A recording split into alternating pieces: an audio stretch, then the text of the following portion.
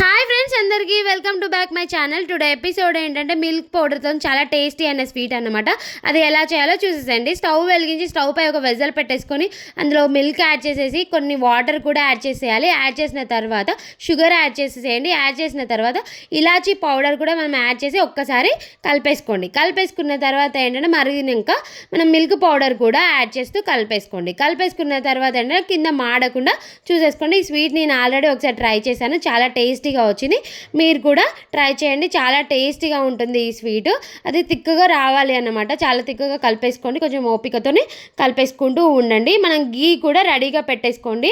అప్పుడొక spoon వేసుకుంటూ అది కలిపేసుకోండి. కలిపేసుకుంటుంటే తిక్కుగా అవుతూ వస్తుంది అన్నమాట. తిక్కుగా అంటే ఎలా అంటే మనకి చెయ్యికి ముద్దలాగా రావాలన్నమాట.